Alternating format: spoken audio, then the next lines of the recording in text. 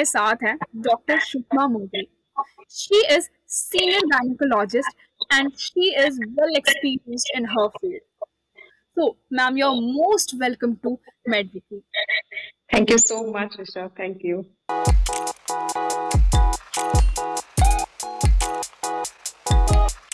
So, ma'am, मेरा पहला question आपसे ये है कि what are the contraception and why it is needed? Yeah. Contraception is basically used to prevent pregnancy. सबसे पहले जो हम pregnancy नहीं चाहते हैं उसके लिए है, and it is definitely very much needed. हमें क्यों चाहिए? क्योंकि बहुत ज्यादा हमारे यहाँ पर अनवांटेड प्रेगनेंसीज वगैरह होती हैं, जिसके लिए फिर अदर मेथड्स की तरफ लोगों को जाना पड़ता है।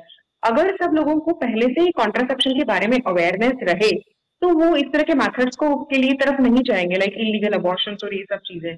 पहली चीज तो ये। दूसरी चीज, आप प्लान भी कर सकते हैं कि जब आपको प्रेगनेंसी चाहिए, तो you can well plan also. तो अनवांटेड के लिए भी हो गया और प्लान प्रेगनेंसी के लिए भी हो गया। और तीसरी चीज, ऑफकोर्स बर्थ कंट्रोल इसका नाम है, तो हम लोग पॉपुलेशन कंट्रोल की तरफ तो बढ़ ही रहे हैं, तो इसके लिए भी बहुत ज्यादा इंपॉर्टेंट इसका रोल है। That's why.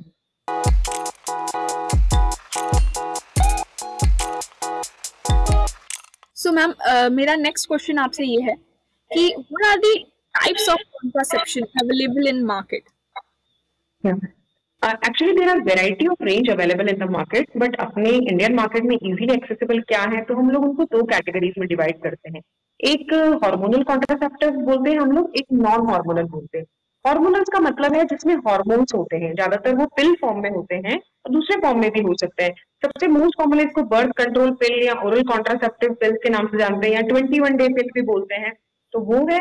और दूसरा ऑप्शन होता है नॉन हार्मोनल, जिसमें कि हार्मोन नहीं है। तो हार्मोन नहीं है तो क्या है उसमें? तो उसमें कुछ और तरह के सब्सटेंस हैं, या फिर उसमें बैरियर मेथड्स हैं, जैसे कि जो मेल पार्टनर यूज कर सकता है, कॉन्डोम हो गया, या कॉपर डिवाइस होती है जिसको हम लोग IUCD intrauterine copper T device बोलते हैं, वो हो गए। कुछ जेली, कुछ क्रीम्स वगैरह होते हैं, कुछ इम्प्लांट्स होते हैं, इस तरह के कुछ। और तो ये बहुत सारे तरीके हैं जो कि नॉन हार्मोनल तरीके हैं, और वो हार्मोनल साइड इफेक्ट्स को बाईपास कर देते हैं।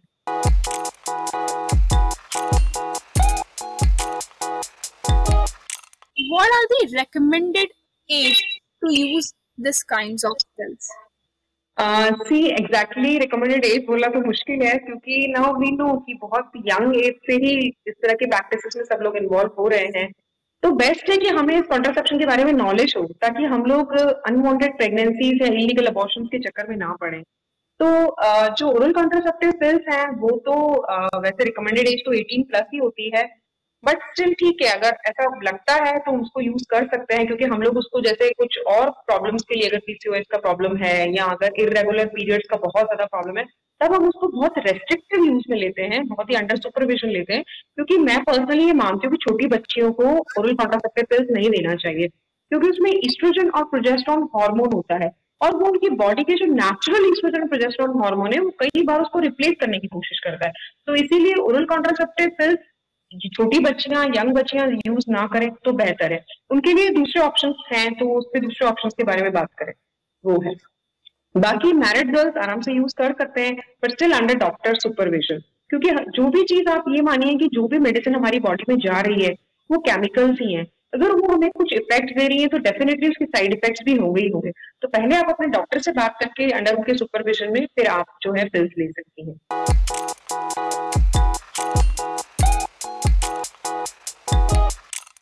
So, मैम, देखा जाए तो एक लास्ट क्वेश्चन मैं आपसे पूछना चाहूंगी कि what are the major side effects of contraceptive pills? जो 21 डे पिल्स हैं, एक्चुअली जैसे मैंने अभी बताया आपको कि वो ईस्ट्रोजन प्लस प्रोजेस्टेरोन होता है, और डेफिनेटली उसके कुछ साइड इफेक्ट होते ही हैं। लाइक कुछ लोगों को नोजिया, वॉमिटिंग, मतलब जी घबराना, कभी उल्टी आ जाना या चक्कर आना, थोड़ा वेट पुट ऑन ऐसा लगता है उनको, या थोड़ा मूड स्विंग्स वगैरह ऐसा हो सकते हैं। कुछ माइनर साइड इफेक्ट्स कभी कभी रहते हैं, पर ये है कि उनको इस बात का ध्यान रखना चाहिए कि वो हमेशा डॉक्टर की सलाह से ही लें, क्योंकि कई पेशेंट्स में हम लोग उसको स्ट्रिक्टली रिकमेंड नहीं करते हैं। जैसे कि अगर कोई पेशेंट को बहुत सीवियर माइग्रेन का प्रॉब्लम है, अगर वो उसके लिए मेडिसिन ले रही है, या उनको कोई लिवर इश्यूज है, या कुछ थ्रोम्बोएम्बोलिक प्रॉब्लम्स हैं, कुछ कार्डियक इश्यूज हैं, या जिनका वेट बहुत ही ज्यादा है, तो उनको भी हम लोग ये पिल्स नहीं देते हैं। ओवरवेट, ओबेसिटी का प्रॉब्लम है तो इस तरह से उनको बहुत सोच समझ के हमें पिल्स देना होता है। तो साइड इफेक्ट्स कई बार हो सकते हैं, लॉन्ग टर्म यूज में साइड इफेक्ट हो सकते हैं, इसीलिए इनको हम लोग ज्यादातर शॉर्ट टर्म यूज के लिए ही रखते हैं। तो ये है। अदरवाइज बहुत मेजर साइड इफेक्ट अगर आप सुपरविजन में लेती हैं तो फिर नहीं होते। तो मैम मैं आपसे एक और आखिरी क्वेश्चन पूछना चाहूंगी कि आप क्या मैसेज देना चाहती हैं लोगों को कॉन्ट्रासेप्टिव पिल्स के रिगार्डिंग? मैं एक्चुअली लोगों को यही मैसेज देना चाहती हूँ कि वो कॉन्ट्रासेप्शन के बारे में खुल के बात करें और वो अपनी नॉलेज को इम्प्रूव करें।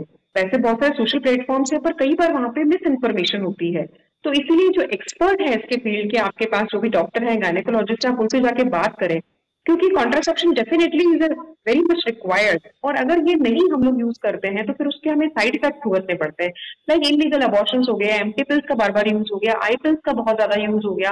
अगर प्रेगनेंसी ठीक से नहीं रुकी है और ट्यूब में है या कहीं और है एक्टोपिक प्रेगनेंसी, तो उसपे अगर उसमें ना जानते हुए अगर किसी ने पिल्स लिया या और कुछ मेथड यूज किया, it can be very dangerous for the life. तो कॉन्ट्रासेप्शन के बारे में छुप छुपा के बात करने का नहीं है। मुझे लगता है इवन टीनेजर्स और यंगस्टर्स भी they can come forward and they can talk to doctor, gynaecologist, जो भी आपके पास है। बच्चियों को यार उनको बहुत डर लगता है कि यार लोग क्या सोचेंगे या डॉक्टर क्या बोलेंगे या हमें डांटेंगे, but I think now times have changed, अब टाइम बदल चुका है and we need to accept this need, कि अभी हमें एक्सेप्ट करना चाहिए और सबको इस बारे में खुल के बात करनी चाहिए। तो इसीलिए don't shy away and talk to your doctor.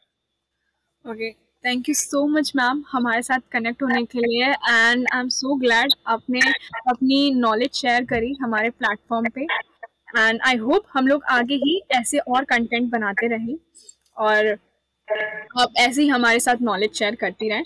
So audience, don't forget to like, share, subscribe MedWiki, और ऐसे ही फैक्ट्स के लिए हमारे साथ जुड़े रहिए। Thank you so much.